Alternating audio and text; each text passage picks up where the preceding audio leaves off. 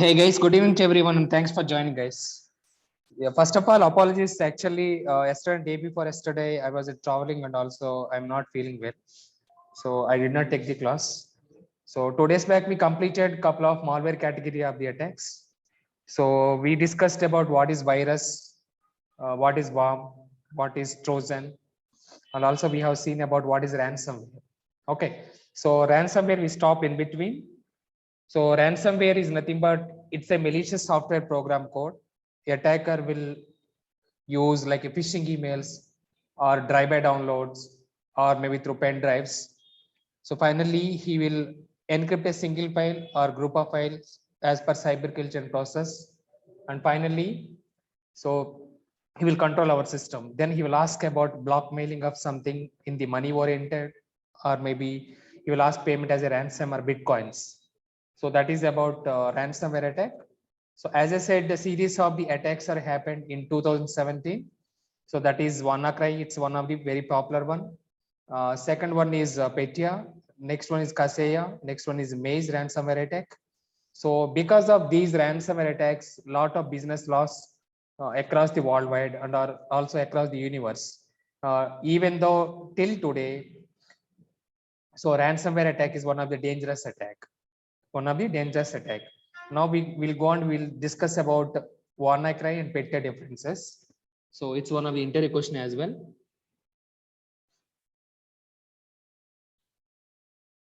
So we will see what is the difference between WannaCry and also Petya. So both are applicable to Microsoft operating systems only. It's not applicable to Linux or Android or Mac operating systems. Both are applicable to, okay, it's a Microsoft OS only. It's happened in 2017 June or July time period. So these are the two first attacks and one of the popular or dangerous attacks in 2017. So it's applicable to Microsoft OS. So this is also Microsoft OS.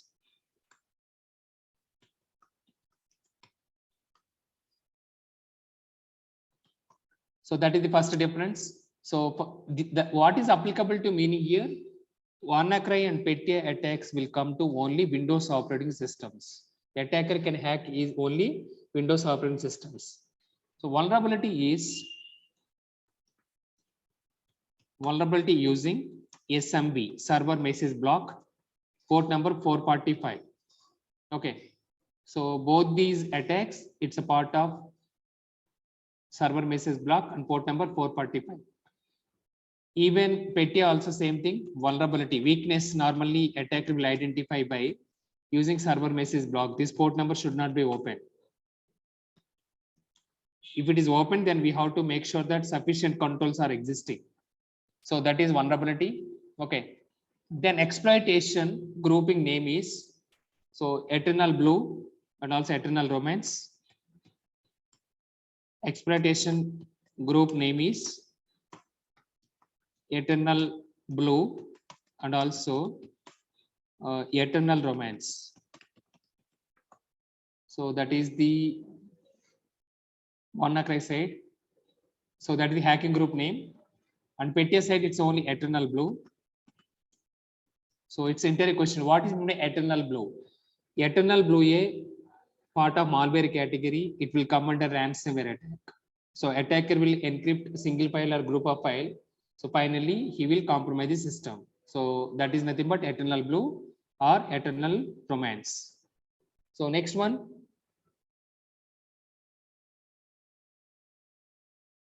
Even this is applicable to command and controls. It executes normally online only. So, but this one executes offline also. So it attack this one will be executed via online and command and control will go to attacker.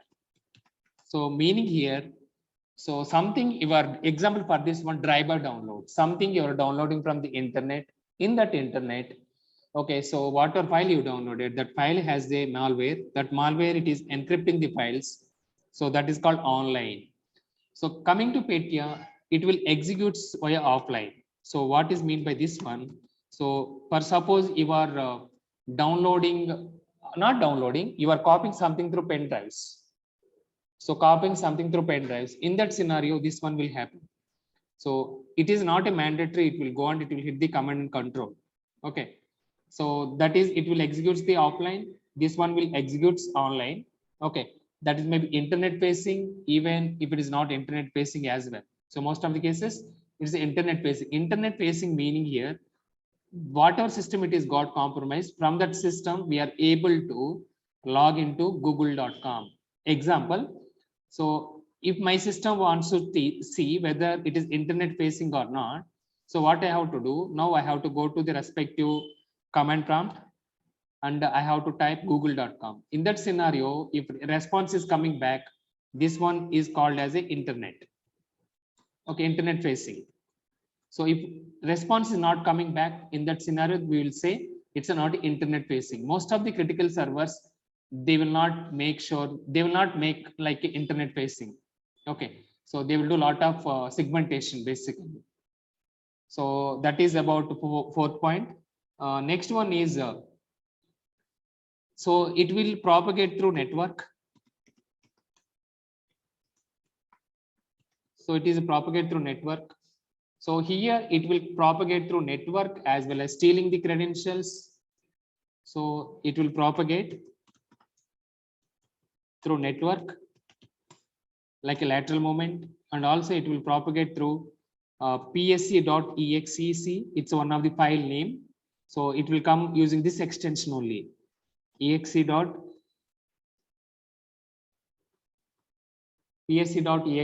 execution. So if this file, whatever file you are downloading, if extension is there a psc dot or ps, otherwise ps, okay, ps.ex execution, then we have to suspect that one as a ransomware. And also some of the Windows related services. Okay, so that is the propagation through network, and also ps.exe execution of the file, Windows related service related, example registries or whatever files it is installed on the end user machine. So that is on the PTS side. Next one is so it is encrypted almost more than 165 countries. So here it is executed more than 95 countries. Okay, so 165 WannaCry, it's more than 165, and also it is encrypted more than 95. Anyway, it's countries are, it's okay. And coming back to here, so what exactly encryption they will take care? Attacker will use the which type of encryption mechanism? He will use asymmetric cryptography. In future we can discuss about this one. Asymmetric cryptography, it's one type of cryptography technology. It's a part of application security. Asymmetric cryptography with RSA 2048. It's one of the encryption algorithm basically. It's one of the encryption algorithm. So it's very difficult to, okay, so difficult to crack or hack. So attacker, he will use asymmetric cryptography. So RSA means Rivast. Okay, so Shamir and A means Saddleman. So these three scientists, they found this asymmetric cryptography algorithm. So we have a couple of other algorithms like a Diffie-Hellman algorithm, elliptical curve cryptography, knapsack. So these are all the additional algorithm. So RSA 2048, it's a very strongest encryption mechanism, one of the strongest encryption mechanism. Attacker will use this asymmetric cryptography. As compared to symmetric, asymmetric is very difficult to hack. So if attacker is encrypting the files using asymmetric, we are not able to decode or not able to decrypt, even though if you are aware of the respective files and so on. Okay, so compulsory we have to contact the attacker, then only he will give that password or key back to us if we are paying the payment to the attacker. So coming back to here, it is also will use same thing, asymmetric cryptography algorithm only. So it will use master voter records, MBR, master voter records. Master voter records are, it's like a memory. If you are opening the laptop, you can see VLSA design chip will be there. So that is related to dedicated to random access memory. So master voter record, so he will encrypt completely entire OS. It's a part of voter record. So something For example, you are switching on the laptop, it will boot your laptop or maybe workstation or maybe your desktop. So processing will happen, and finally you are able to see your respective laptop or login page basically. So backend it will use a master border records. So if PET is compromised, meaning here the entire OS should be encrypted. So that is the meaning here. So and also they have data encryption mechanisms like asymmetric cryptography. So asymmetric cryptography, so there are a lot of algorithms we have. As I said, DEPI helmet is one of the very popular one. RSA, knapsack, elliptical cryptography. So these are all some of the popular asymmetric cryptography algorithms. Okay, so that's all about the differences between WannaCry and Petya. So I'm repeating once again. So WannaCry, it's applicable to Microsoft OS, and Petya also applicable to Microsoft OS. And the vulnerability weakness normally for these two, it's a completely opening of server message block port number 445. Petya also same thing. And exploitation name or exploitation group name, it's completely eternal blue or eternal romance on WannaCry side. Petya side is eternal blue. So WannaCry side executions will happen through online. Example, phishing email attachments, something you are downloading. So even if machine is not on, machine is online, nothing but you are operating, that time also it will be executed. So it will execute even in the offline as well. Okay, it's a dangerous as compared to WannaCry. And propagated through network. This also propagated through network and also through whatever file extension of the category like a ps.exe and Windows service related to registries or any other files configured in the Petya. So that time also this attack is possible. So it is impacted 165 countries. It is impacted more than 95 countries. So this one will use the asymmetric cryptography algorithm, and yeah, Petya will be used master border records and data encryption mechanisms like asymmetric cryptography, that may be DP-Hellman or RSA, ECC, knapsack. So these are some of the example algorithms. So that's all about WannaCry. So out of these two, so very important point is vulnerability and also eternal blue and eternal romance. These two are very important points. So that's all about the ransomware attack and mitigation steps. So what are the mitigations we have to consider? A very important thing is, so here backups are very important. Backup configuration files are very important. If you don't take the backup, and in case attacker is encrypting your OS, or maybe attacker is encrypting your some of the files or group of files or single files, obviously you lose the data, because if you don't do the payment, obviously he will delete those files. So backup configurations are very important for, okay, so ransomware attacks. Why? Because so whenever ransomware attack will come, so we have to do the complete formatting of the system. That may be server, that may be end user machine. For example, virus or worm or trojan or backdoor or botnet or logic bomb or 0-day, if these type of attacks will come, so there is no need to do formatting of the system. But ransomware attack, whenever it will come to organization level, it's better to do the completely formatting of the system. It's like a fresh machine.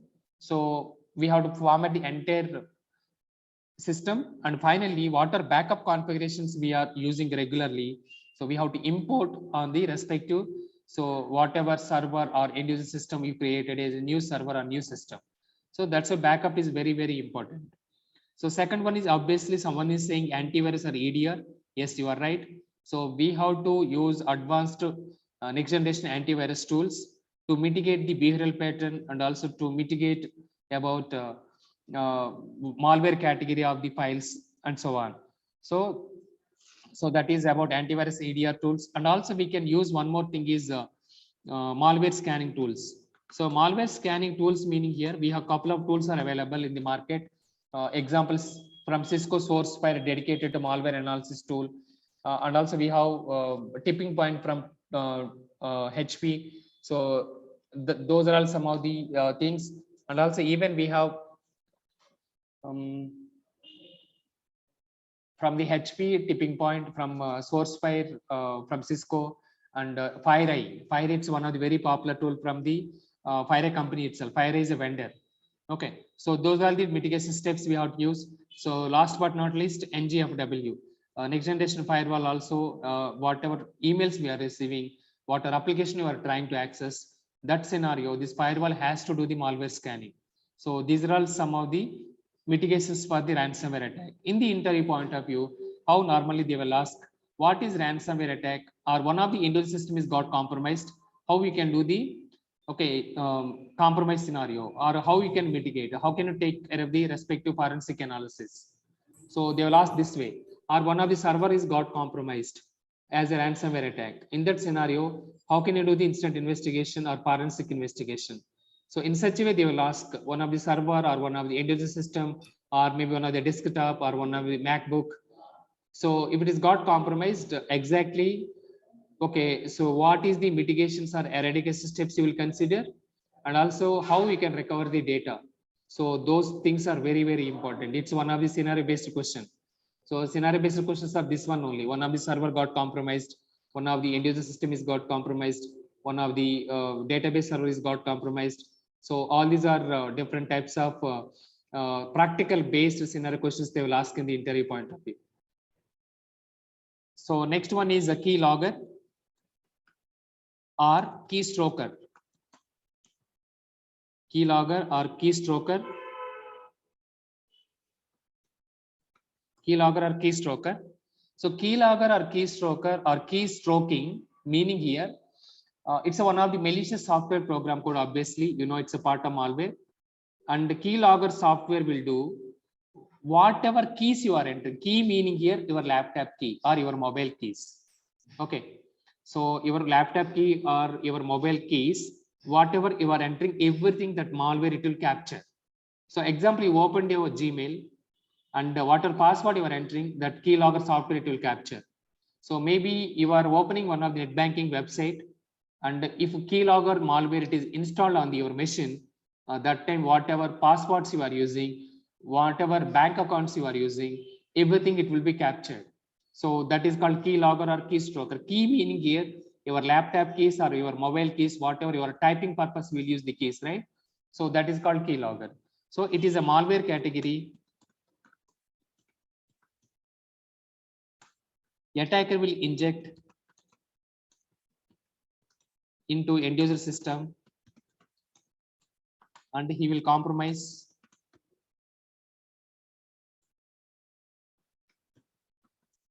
and finally he will gain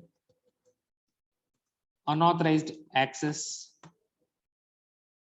by unauthorized access via keys whatever end user is entering.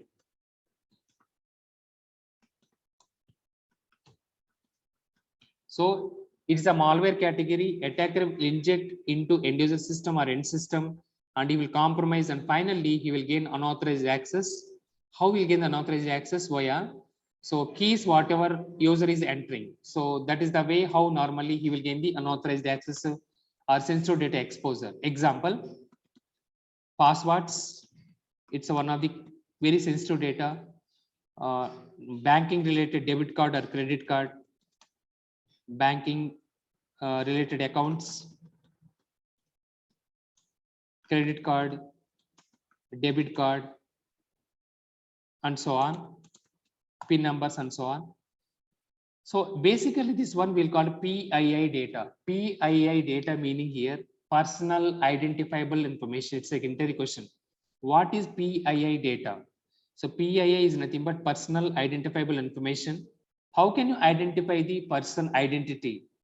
So how can we identify the person identity? So that identity may be, example, your passport number, your Aadhaar card number, or your driving license, or your voter ID, your mobile number, your email address. So your bank accounts, your debit card or credit card or PIN number. So that is nothing but PII data, personal identifiable information. It's into the question, guys.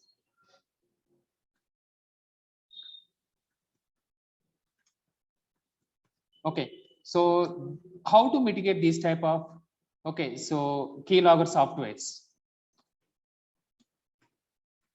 keylogger software. So obviously, so it's a malware category. So we have to install antivirus or EDR. Obviously, first solution is that one. So second one is malware analysis tools. So whenever attacker is trying to send that particular malware into your end user system using drive-by downloads or maybe through scripts into the application level, or maybe through phishing email attachments, or maybe through pen drive, or maybe hard disk and so on. In that scenario, this particular antivirus or EDR tool is able to identify the keylogger software based on the signature-based detection mechanism, based on the behavioral pattern mechanism, and automatically alert should be generated in the antivirus or EDR tool. In such a way, we can take care of the proactive threat hunting. So that is one of the mechanism. And malware analysis tools. Okay. Next one, obviously NGFW. So these are all some of the mitigation steps we have to consider to take care of the respective keyloggers and keystrokers. So next attack is the spyware. Spyware.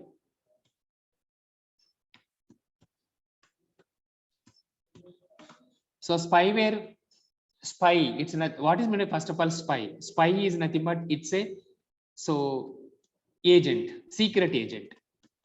So secret agent, we will call it as a spy. So couple of criminal bureau investigation or federal bureau investigation team, they will come with a normal dress, and with secretly they will do some investigations. So they will, like us, they will not wear specialized dress or coat, and so they are like a normal human beings, but secretly they will take care of everything investigation. In the similar way, spyware also, it's a malware category, and attacker will inject without user knowledge, without user consent. So without knowing user, so attacker will inject malware into the end user level, that may be desktop or server, or maybe laptop or MacBook and so on. Finally, so secretly he will monitor everything whatever user is trying to do. So that is called spyware. It's a malicious software program code.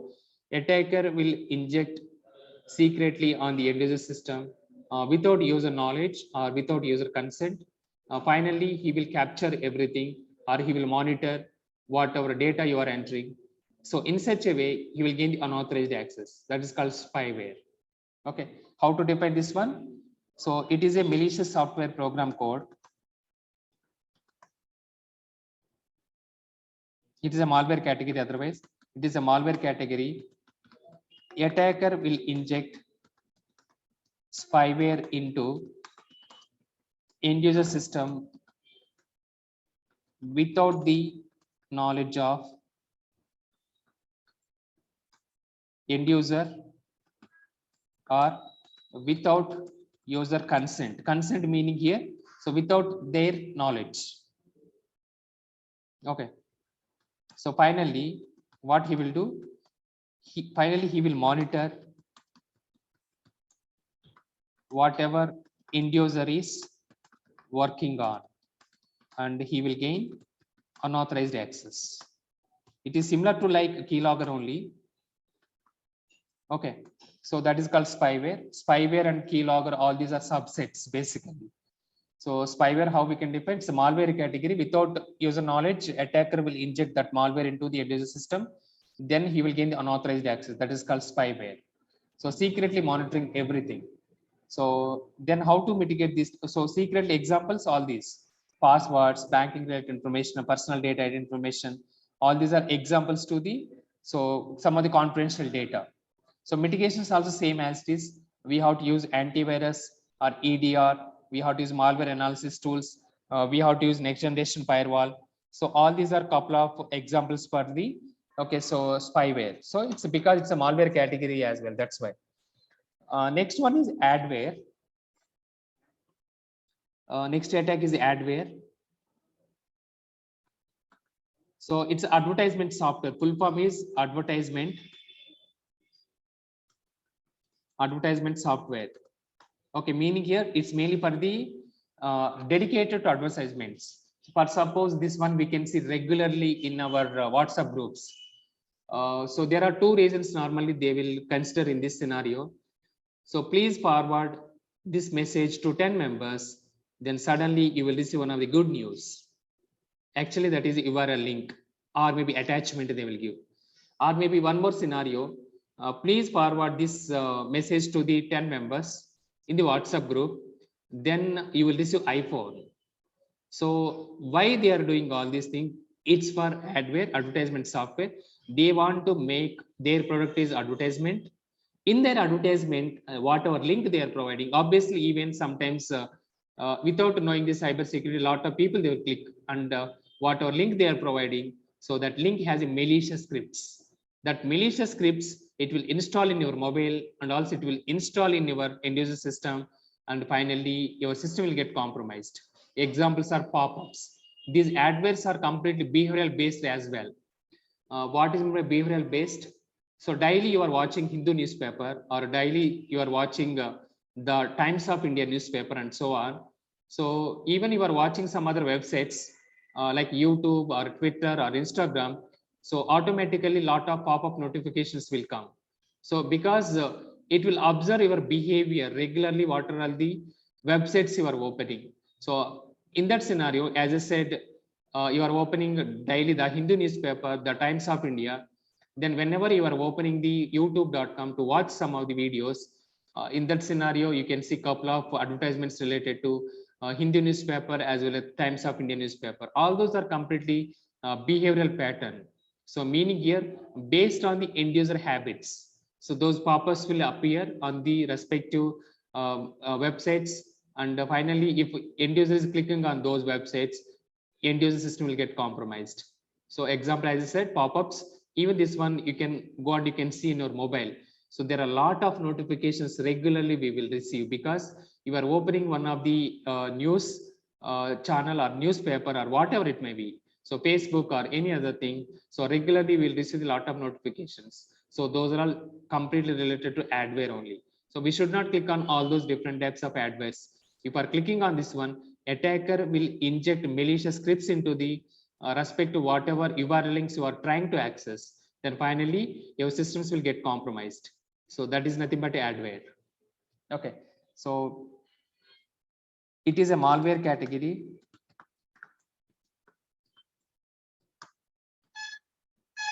The attacker will use malicious scripts into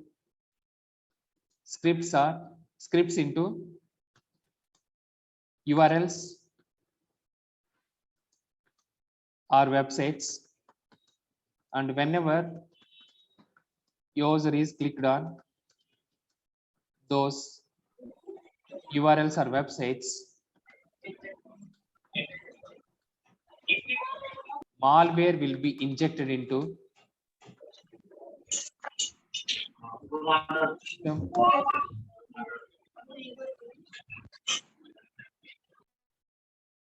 malware will be injected into end systems, and he will compromise the system.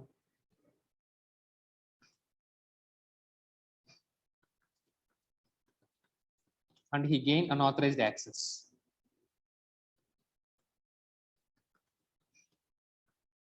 So that is about adware. So coming back here, so based on the human habits, these adwares regularly will appear in the websites or end user systems. So example, pop-ups.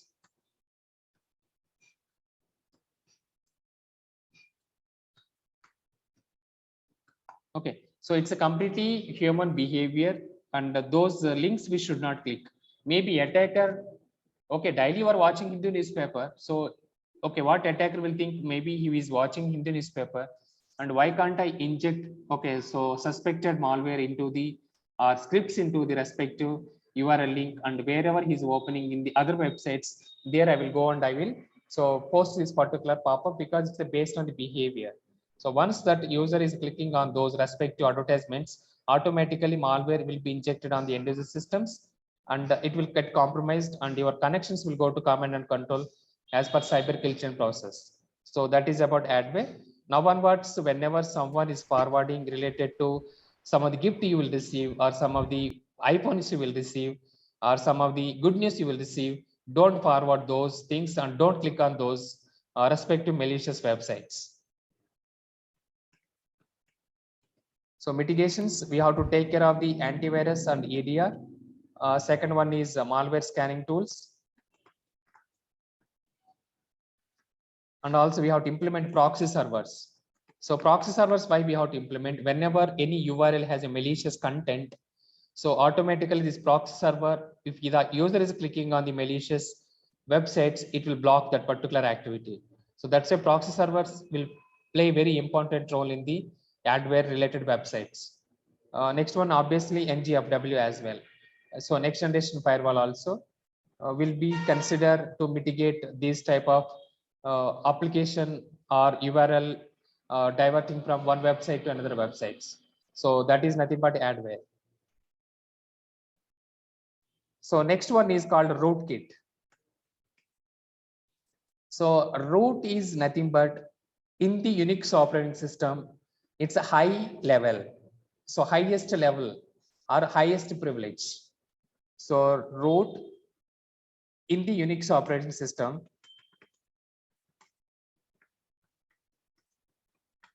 it is highest privilege. Highest privilege meaning here highest access. He can do anything. He can do modify, he can do delete, he can update and so on. So attacker will do. So normally root I'm saying. So if you have the root access in the Linux or Unix or CentOS or Docker or container or Debian or SunOS and so on, you have almost all the privilege or almost all the access. So root access will provide entire system or server access. So that is called root. If it is a Windows, then we will call it as a admin. So in the Linux terminology, we'll call it as a root. And in the Windows terminology, so root is nothing but admin level access. So same thing, he has the entire privilege access to the respective system. Then coming to kit is nothing but software tool or bundling of the tool. Software tool or bundle together. This is also called bundle together kit. So we will, whenever we are going from very long distances journey, we will keep some of the kits into the car or two-wheeler or whatever it may be, bus or so on. So kit we will keep. Why? Because something it will do the picture, like a Stepney we will consider. If you want to open that particular thing, we will use that particular tools, and finally we will replace the existing whatever puncture or whatever tire it is damaged. So that is also called as a kit. It's nothing but tool. So in that kit, it contains the bundling of the devices. In the similar way, kit in the computer terminology, we will call it as a bundle together. Bundle together. So what is the bundle together? Attacker will use a malware script and he will bundle together and he will inject that malware into the respective end user system. And finally, he will gain the initial level access. From there, he will gain the root level access using some other scripts. So once he will get the higher level access, then he can delete or he can modify or he can update or he can change, or maybe he can change the registration information. First of all, he will change the password as well. So most importantly, so and he will delete the existing user accounts and so on. So rootkit is one of the dangerous attack as well. So how we can say this one? It is a malware category.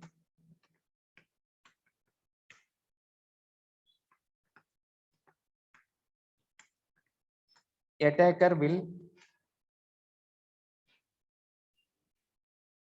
bundle the software malware and he will inject into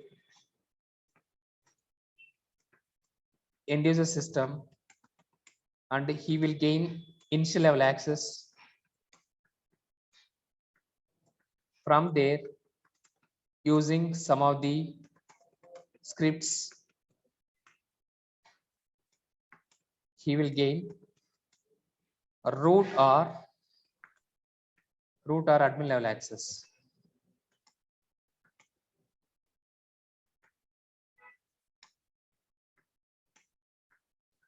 Okay, once he will get the root or admin level access, then what he will do, so I will repeat once again, it is malware category. Attacker will bundle the software malware and he will inject into end user system, and he will get the initial level of the access like a user. For example, initial level of the access is nothing but user. Even if you are onboarding in your company, they will not give the admin access to you. If they will give the admin access to you, so then you can uninstall whatever something it is blocking. You will bypass all those softwares, whatever something it is blocking, right? So user level access only they will give. So from there, okay, user level access using scripts like a Python or PowerShell or maybe Perl or JavaScript or HTML, he will gain the root level access, so or admin level access. So if user or attacker is getting, if user or attacker is getting a root or admin level access, he can do following things. So what are things he can do? So first thing is he can change the passwords. First thing is he can change the password immediately. Passwords of the system. Next one is he will remove existing user accounts. He will remove existing user accounts or service accounts.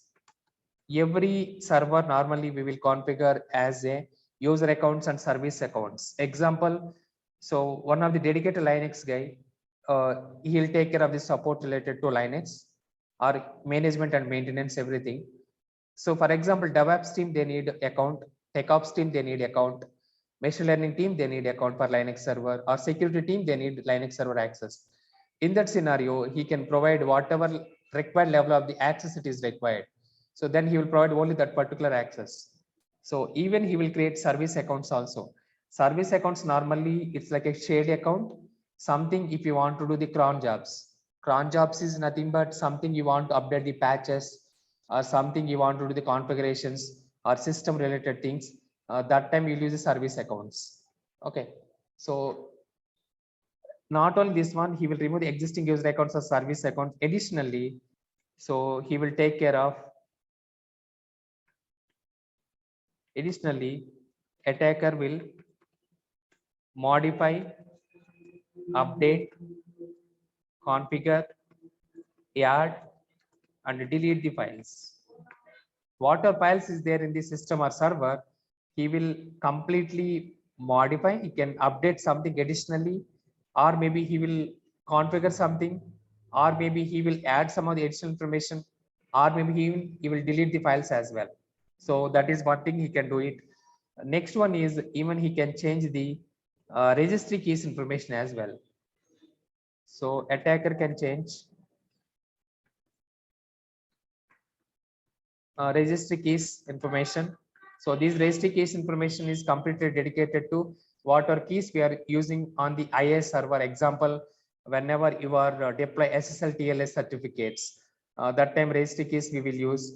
So it is a keys are exchanging between back and like a public key and private keys that we can see in the future. So attacker can change the registry keys information as well. So that is one thing he can do. So finally, how to mitigate these things? Mitigation steps. So mitigation steps are RBAC. So RBAC is nothing but role-based access control. Don't think about only attacker can do this one. Even inside the organization, people also can do. If you have everyone has the admin level access, then in that scenario, maybe more chances are there to delete something by mistake, or to update something, or to modify something, to add something, and so on. So that's why according to role-based access control. So whatever team you are belongs to, according to that one, and whatever level of the service it is required to access this server, we have to provide only that much access to end user or respective team members. So that is called role. Whatever role you are working on. Example, you are part of DevOps team, or you are a part of security team, or you are a part of machine learning team. So whatever level of the access is required, so those type of access only we can provide to the respective team members, or role based. So that is called RBAC. Second one is obviously we have to install antivirus and EDR.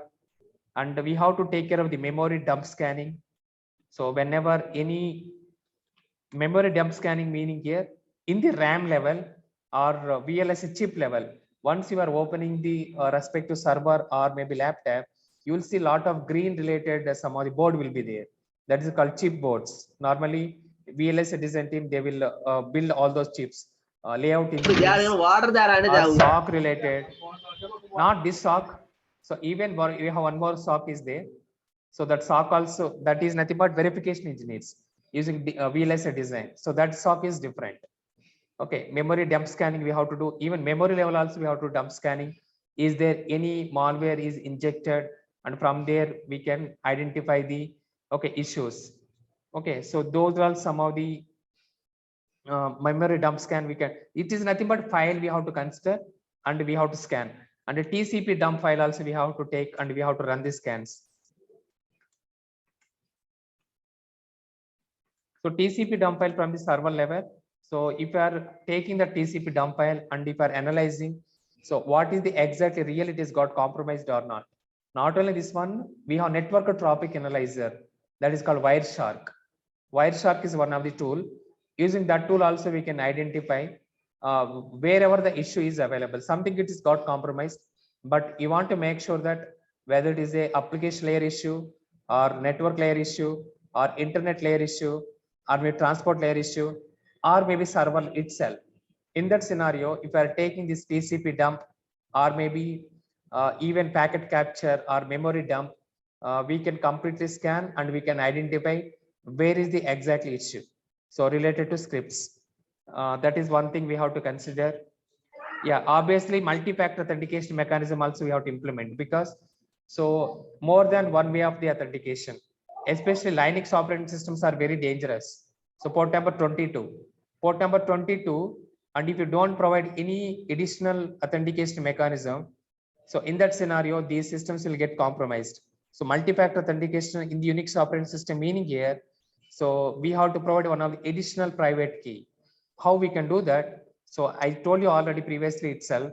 So example, we have to open the putty, and if you want to log into Unix operating system, we have to use the putty, and so we have to enter the respective IP address of the machine or host name of the machine and port number 22, and you will click on open. This is the normal process. But multi-factor authentication, meaning here we have to click on SSH and we have to click on authentication. Along with this one, we have to enter our private key as well. This private key will be provided by respect to Linux supporting team or management team. Okay, for every user, normally they will give this particular key to our employee, whoever has the access to servers. So this additional security control, not only just entering the password and username, even we are trying to enter additional private key to log into the respective system. So that is about what is meant by multi-factor authentication in the Unix operating system. Okay, so these are a couple of security controls we have to implement. Even Windows level also we have to make sure that security questions or OTPs or captchas, all those things we have to implement. So that is about overall rootkit attack.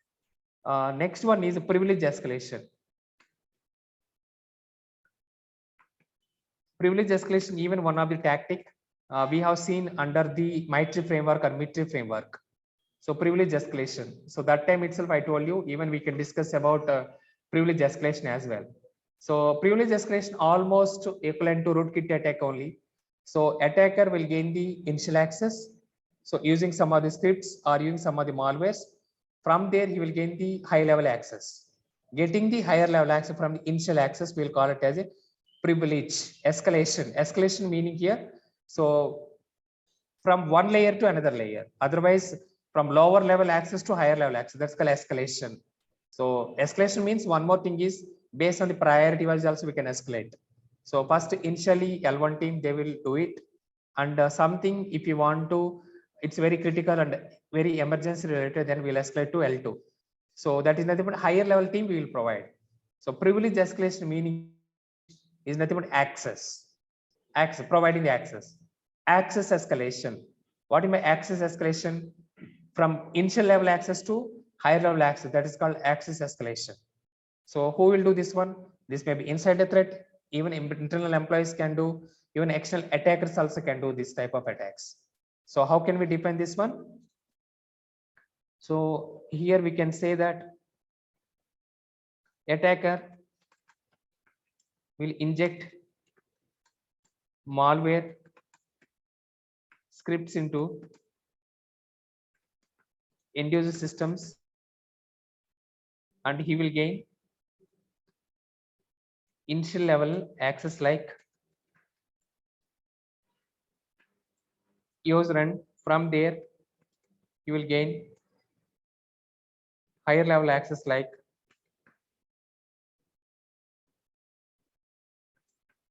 root or admin. So that is nothing but privilege escalation. How we define? So attacker will inject malware scripts into end user system, and he will gain initial access like a user access. From there he will gain the higher level access like a root or admin. So here sentence is not framed. Access like user. From there he will gain the unauthorized, I mean high level access. That is called privilege escalation. In simple, if you want to say this one, getting the higher level access like a root or admin, we will call it a privilege escalation. So how to mitigate this one? So we have to take care of all these things. So we have to take care of the role-based access control. We have to implement antivirus or EDR scans to take care of the malware scanning. Memory dump scanning, we have to implement a TCP dump file and running the scans using Wireshark or some other tool. Packet capture file we have to take care, and multi-factor authentication. So multi-factor meaning here more than one way of authentication. We will call it as a multi-factor authentication. Okay, so that is called privilege escalation. Next attack is RAT. So RAT full form is remote access Trojan. Remote access Trojan. What is this remote access Trojan? What exactly this remote access Trojan will do? So remote access Trojan meaning here. So Trojan meaning, first of all, it's a malware or any malicious websites. So if you are going and if you are trying to download something from the malicious websites, as I said, the deface websites or maybe illegal websites or illegitimate websites. So those are all called Trojan websites. For example, we discussed about Trojan. So Trojan something it will do beneficiary to the end user, but not exactly it will do beneficiary, right? So that is called Trojan. But what is RAT means? Remote access Trojan. So attacker will inject some of the malicious malware or scripts into the end user system, and then he will gain the remote code access. That is nothing but remote control. And finally, C2C. he will control, yeah, C2C. He will control our end user system. So that is called remote access Trojan.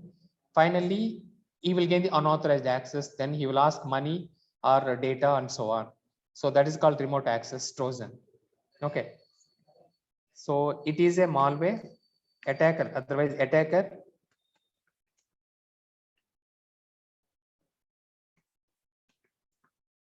inject malware or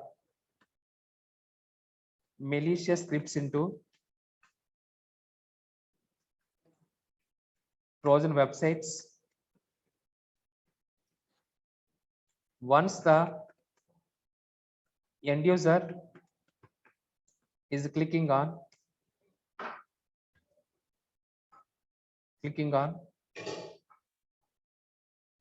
illegitimate, or once you are user clicking on the malware or scripts,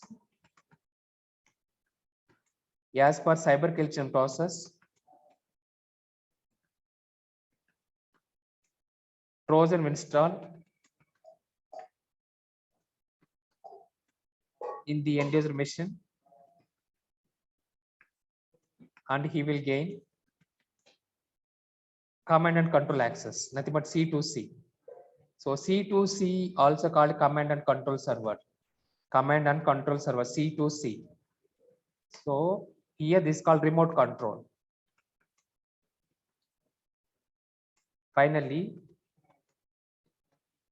attacker will control end user machine, and he will gain unauthorized access. So that is called remote access Trojan. I'm repeating once again, attacker will inject malware or malicious scripts into respects to websites or maybe end user machine. So then that malware will or scripts will run on the end user machine. And as per cyber culture process, so what will happen? So that malware will install on the end user machine. And finally, so attacker will get the command and control access. That is nothing but remote control. So once he will get the remote control access, then he will ask money and he will gain the unauthorized access or sensitive data exposure. So that is called remote access trojan. It's one of the interview question. What is RAT? So they will say RAT, RAT, RAT, remote access trojan. So mitigation steps are,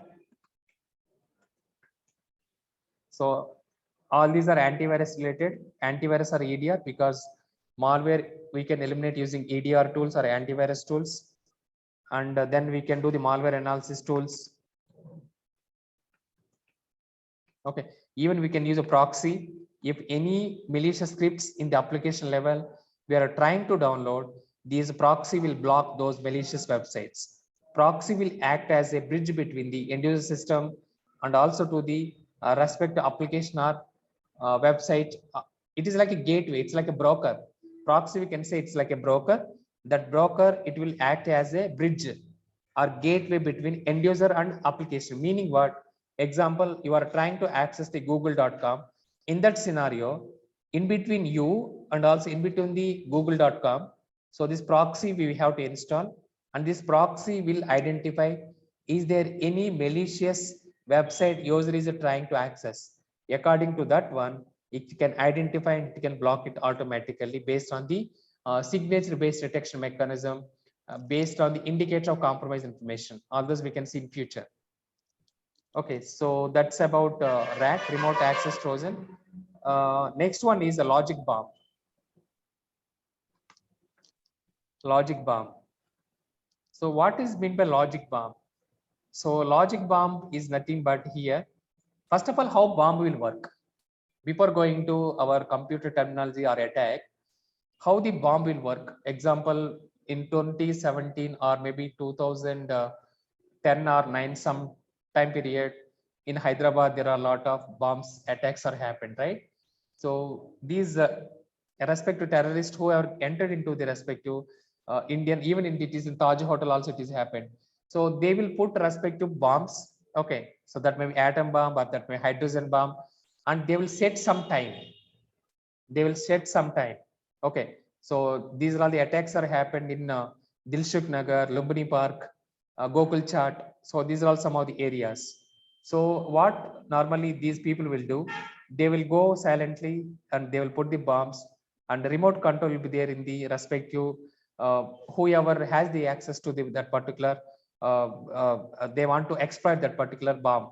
So that whatever bomb explosions, whatever they want to do, so they will put some date and time, and automatically whenever that particular date and time it is reached or condition is meeting, so that time that bomb will be exploited. So that is called bomb. So coming back to logic bomb, so logic bomb into computer terminology meaning here, even here also attacker will put some time and date and event when that event should be happen. When that event should be happen, automatically whatever he wants to enter into the malware, that entire malware has to, okay, so inject into the end user system, and he has to gain the unauthorized, I mean he will gain the unauthorized access. So he will monitor persistence. As I said, persistence is nothing but continuous monitoring. So and also we have APT, advanced persistent threats. So this APT or persistence, all these things are completely dedicated to, so they will immediately they will not do the attacks. Whatever initially I given cognizant they hacked in 2020 April time period, so that is nothing but Maze ransomware attack. Initially they injected malware in 2019 itself. 2019 they injected the malware, but when that exploitation happened 2020 approximate April time period it is happened. So that means here, so whenever that event, whatever time he has defined and whatever vulnerability it is identified and whatever logic he has defined, so that condition will meet according to that event he has put into the whatever in the logic wise. So that time only that attack exploitation it will be exploited, and finally end user systems will get compromised. If you want to say one more practical example, maybe you are a developer. You are a developer. For suppose you can consider you are a developer. You are developing the code related to one of the application development. And that application development maybe you can consider as a facebook.com. So you are the developer. So you are developing facebook.com application using Java or using ASP.NET or C# or JavaScript or HTML and so on.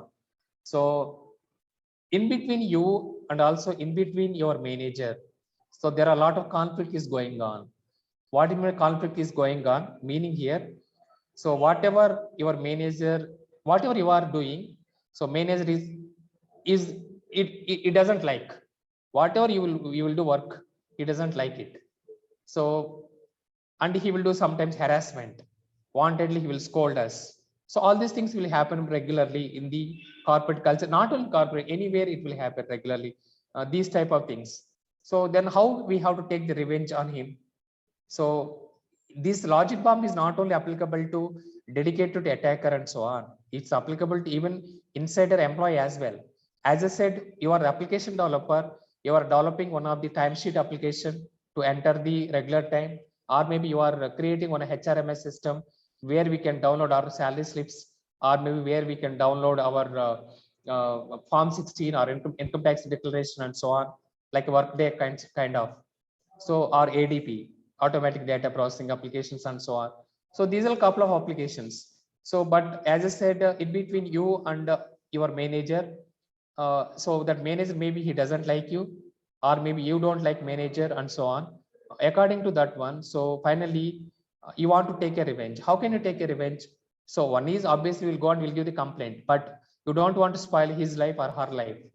So in that scenarios, so maybe in some other way I want to take a revenge on him.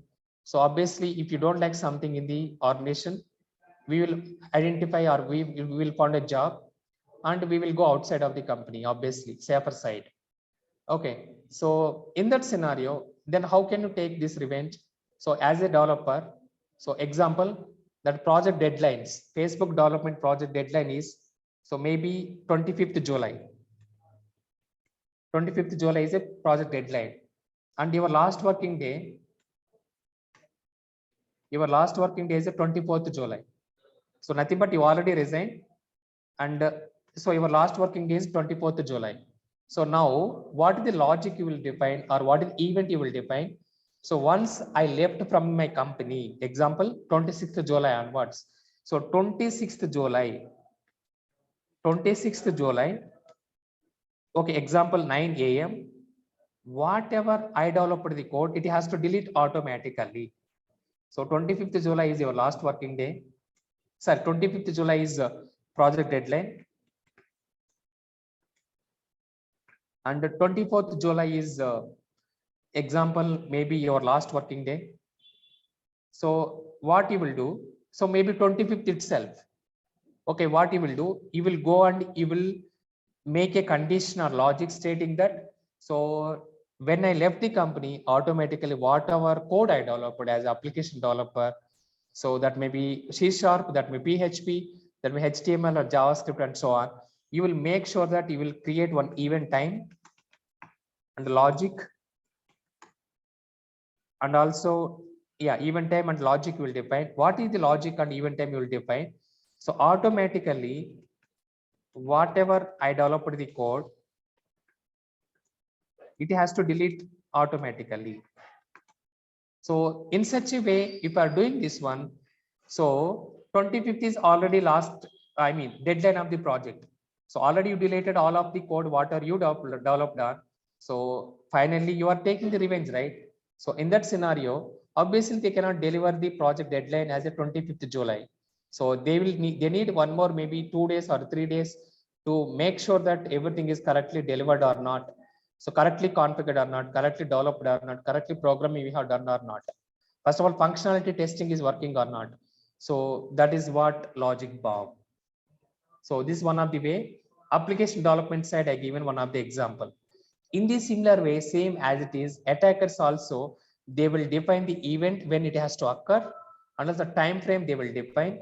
They will inject the malware into the application level, and finally they will delete the whatever code we are trying to develop, or whatever applications we are trying to, not only application development, it may be anything, files or and so on. So that is called logic bomb. Okay, so how you are taking the revenge when the last working day automatically whatever development you have done, you define some of the logic related to. So when my last working day automatically whatever I developed the application program knowledge, it has to delete. You have put in the respective time as well as logic condition you have defined. Indirectly, you are taking the revenge on your manager because he is not able to deliver the project within the defined deadlines. So in this similar way, same as it is. So even attacker also will do these logics and events, and whatever time he will define according to in that particular time. So this malware will be executed in the end user machine. Finally, end user systems will get compromised. Whatever logic and time he is defined. So that is nothing but logic bomb. Attacker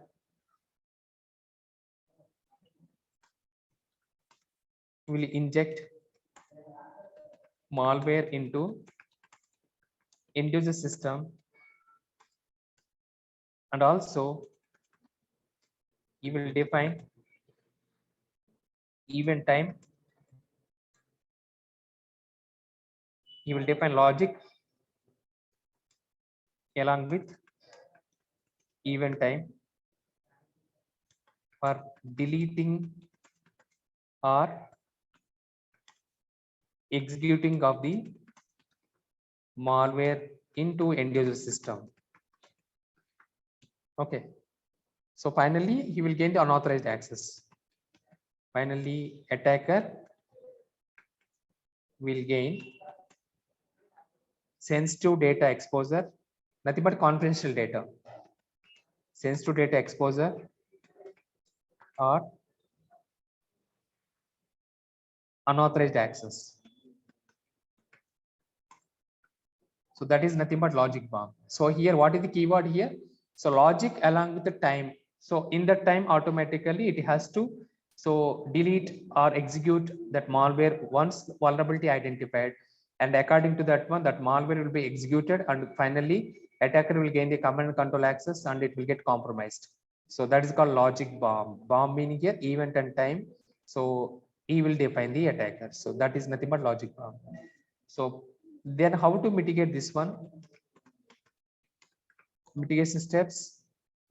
So example, antivirus or EDR, whatever malicious software program code is entering, or whatever application developers they are trying to define. So it has to identify and it has to block those particular malware scripts.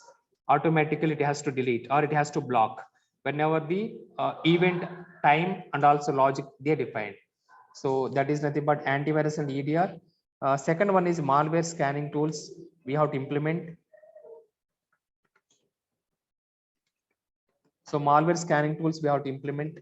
So this is one of the things we have to make sure. So in such a way, if we are implementing these things, then finally even we have to make sure that SAST scans. SAST scans meaning here static application security testing. So I will explain about this one, what is meant by static application security testing in future under the application security. It is nothing but secure code reviews, secure code scans. Okay, secure code scans. Example, we have a couple of tools are there like a checkmark, sonar cube. Then we have Veracode, 45, IBM app scan. So using those tools, we have to run these scans and we have to identify is there any vulnerabilities are available or existing in the code, whatever application development team or product development team they developed the respective program. So that is nothing but logic bomb. Next one is zero-day attack. Zero-day attack. So zero-day attack meaning here. So first of all, what is zero-day attack? Undocumented library or already existing issue. Undocumented library, undocumented meaning here. So that fix is not available. So this one will call undocumented library, or fix is not available from the vendor.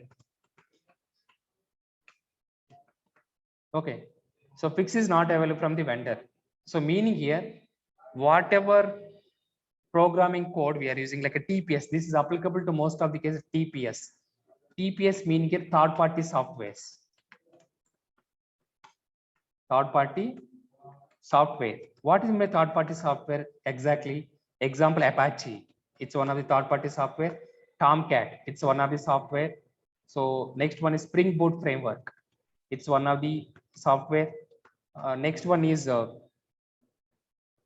we can Oracle Java. It's one of the third party software. Next one is a Python.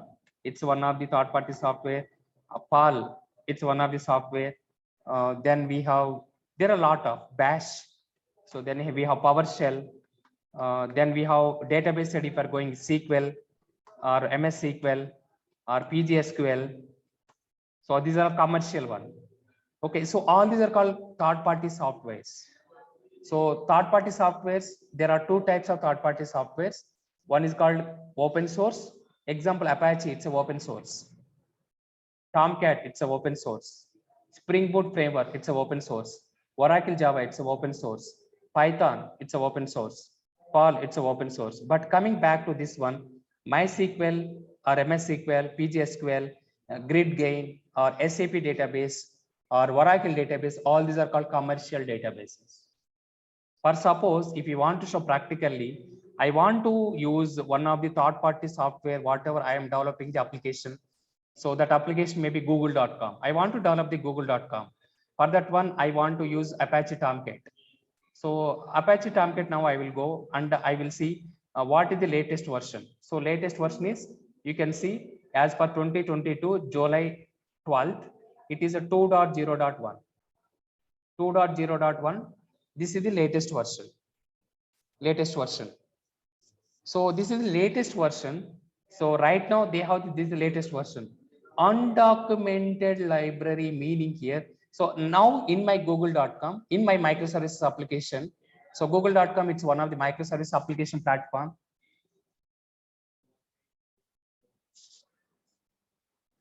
Give me 1 second.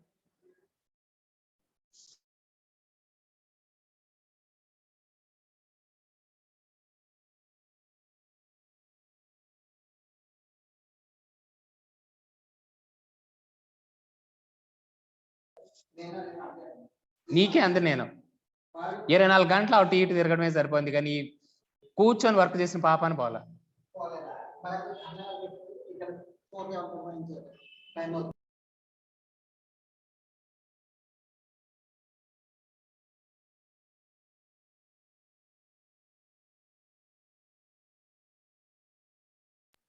Sorry guys, actually I'm getting disturbance here. Some of the vehicles are going on. Apologies for that. Sorry if I am rude. Okay. Yeah. What I'm trying to say here. So the Tomcat version is 2.0.1. It's a release. Okay. So in this release, whatever Tomcat native application is there, 2.0.1. This 2.0.1 I want to use in my Google microservices application platform. So example, I want to develop google.com. In this one, I'm using, it's example microservices application. So microservices meaning here, so bigger application can be converted into smaller application using Docker, container, Kubernetes platform. So on top of this Docker container, we will run and we will develop or we will host these microservice platform related applications. Okay.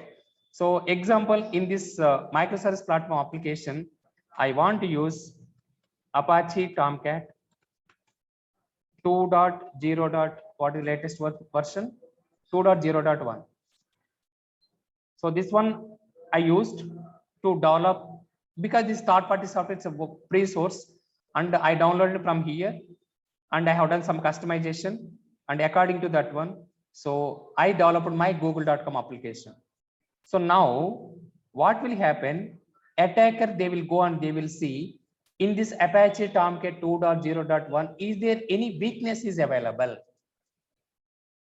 So if Apache Tomcat, okay, so they don't done the proper testing, functional testing, or maybe Selenium testing or Java testing, or whatever testing they are using. So, or even security testing also they have to do. So they have to identify in the Apache Tomcat, is there any possibility is there, and attacker can exploit Apache Tomcat 2.0.1 for suppose. So attacker is identified. So one of the vulnerability will be available in this 2.0.1. Then this Apache Tomcat will be whoever using in the across the universe, across the worldwide, or across the globe, whoever using the Apache Tomcat 2.0.1. So those customers, those applications will get compromised. So now you can go and you can see, is there any patches available for this one? After Tomcat 2.0.1, there is no patches available. That is the latest one. Undocumented library. So for this patch, after attacker is identified 0-day, 0-day meaning here, there is no patches available from the vendor directly. So now here 2.0.1 itself, attacker is able to easily exploit this particular Tomcat version. Now, so whoever using the Apache Tomcat 2.0.1 all over the world, right, everybody will get compromised. This is what happened in December 9th. Okay, so log4j, it's a Java based one of the programming language they are using. All whoever using the log4j, so almost all the customers or all the companies, not customers, all the companies are got compromised. So zero in the last 20 years, you can consider log4j is one of the devastating, or it's a very dangerous 0-day attack is happened in 2021 December 9th. So here undocumented library meaning here, so from the vendor, so we don't have any document to patch. That is called undocumented library. Immediately now, what Apache Tomcat will go and will see, so they will do the R&D very quickly and they will release 2.0.2. So by tomorrow, example today 0-day attack is happened. So by tomorrow, they will release 2.0.2. So that is the way how normally we will consider. It's one of the dangerous attack. It's one of the dangerous attack. Okay, so that is called undocumented library, meaning here from the vendor, from vendor side itself, we don't have the patch to fix. Patch is nothing but upgrading the software. What do you mean by patch? Upgrading of the software is called patch. Okay, so now as I said, if Apache Tomcat 2.0.1 vulnerability, it's a 0-day attack, immediately R&D team of Apache Tomcat, they will develop the new patch 2.0.2 and they will patch by tomorrow. Otherwise, whoever is using the Apache Tomcat all over the worldwide, everybody will get compromised if they don't have sufficient controls. Okay, so that is called 0-day attack. Hope you understood. So coming back this one, now what is meant by patch? So patch is nothing but upgrading of the software. Upgrading of the software. So that is called patch. Example 2.0.1 is a latest one. By tomorrow, they are developing one more software, that is 2.0.2. If are upgrading from 2.0.1 to 2.0.2, that is called patch update. Okay, so coming back to how to mitigate this one. How to mitigate this one? So we have to upgrade the patch. Anyway, till upgrading the patch, then what we have to do? So we have to make sure that first of all, whether we are using 0-day, whether we are using TPS in our organization. If we are using, what are the existing controls are available. So example, maybe you can consider Yeah. Example, maybe you can consider you have web application firewall is available. You have next generation firewall is available in the perimeter level. You have IDS, IPS, you have proxy, all those things you can make sure that. So whether these controls are sufficient, and also we can make sure that first of all, Apache Log4j, example I'm saying, whatever 0-day or whatever third party software we are using in our organization level, first of all, who are all using? So whether external customer they are using or public they are using or internal users they are using, according to that one, we have to whitelist and blacklist the topic. So then only we can eliminate these type of, okay, so 0-day attacks. Otherwise, it's very difficult. It's very difficult. So till we are upgrading the patch, we have to wait, right? As I said, so 2.0.1 only we have available latest. So in this one already attack is available. By tomorrow they are releasing the new patch. Till today, by tomorrow, whatever time they are going to release, till that time maybe attacker can go and they can get compromised. So till that time, we have to make sure that whether sufficient controls are available in the network level, in the application layer level, and first of all, who are all using that particular third-party software. So whether it is internal employees or external clients or public or customers. So according to that one, we have to identify the business impact analysis, and finally we have to fix that particular patch. So that is called 0-day attack. Okay. So example, couple of 0-day attacks are there in the news. It's one of the interview questions. So Apache Log4j, whoever is using 1.02 till 1.2. I think 7, not 1.2, 1.2.4. Those people are got impacted. Apache Log4j 1.0 to 1.2.4, whoever is used, so they got impacted in December 9. So this one is happened on December 9. And CVE number, every vulnerability has a CVE number, that is called 2021 44228. So that is about Apache Log4j. This we can see under the vulnerability management. Once again, we can go and we can discuss about this attack, because this is the one of the famous vulnerability they will ask in the interview. So otherwise they will ask like, what is the most recent 0-day attacks? Most recent 0-day attacks. So example, if I'm going under here, if I'm clicking on this one, you can see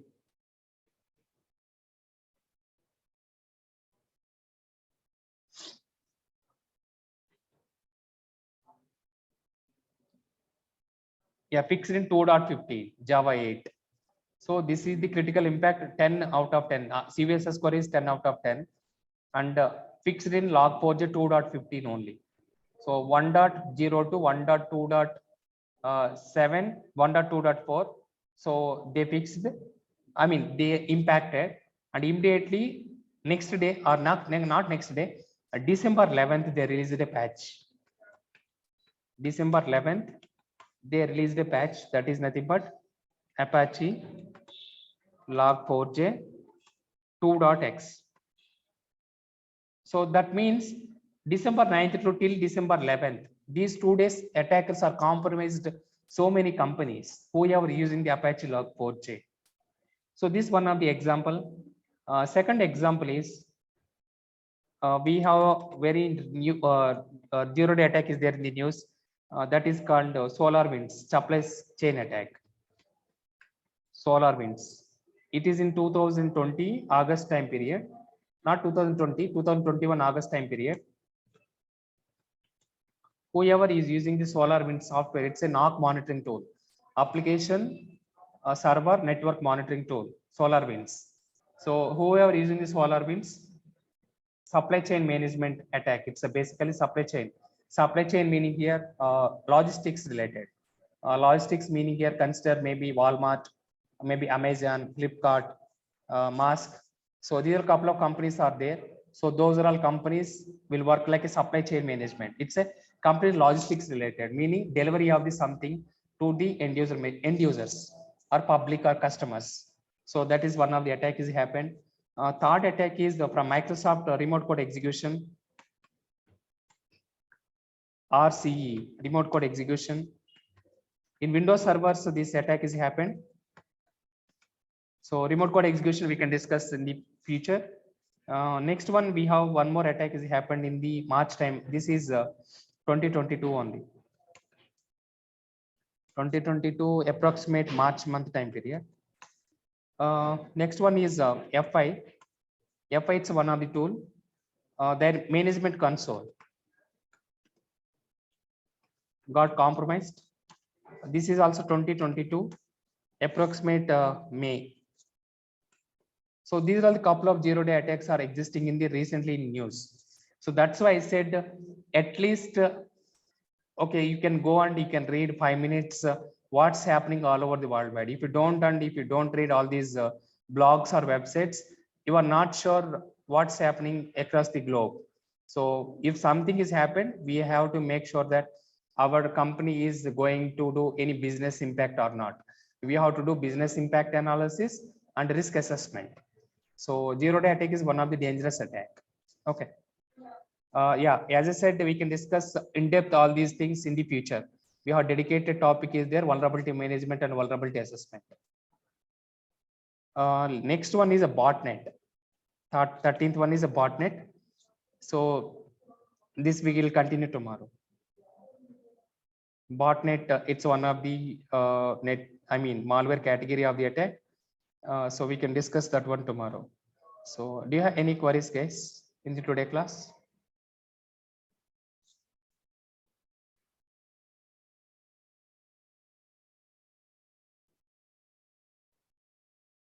So in the today class, we discussed about, okay, what is ransomware, difference between WannaCry and Petya. We discussed about keylogger, we discussed about rootkit, we discussed about privilege escalation, we discussed about zero-day attack, we discussed about logic bomb. So a couple of other pending malware category of the attacks are there that we can discuss tomorrow. For all these attacks only, we have to go and we have to do the instant investigation or forensic investigation in the SIM tool. So these attacks only, we have to make sure that something is got compromised. In that scenario, how we can take care of the forensic investigation or instant response, and also if something is got compromised, what exactly it is got compromised, what data is copied by the attacker, and so on. So that's all about total. We discussed 12 attacks. So it will take another maybe 3 to 4 days to complete all these cyber and network attacks. Okay, so that's all for today, guys. Thank you so much and good night. Thank you, sir. Good night.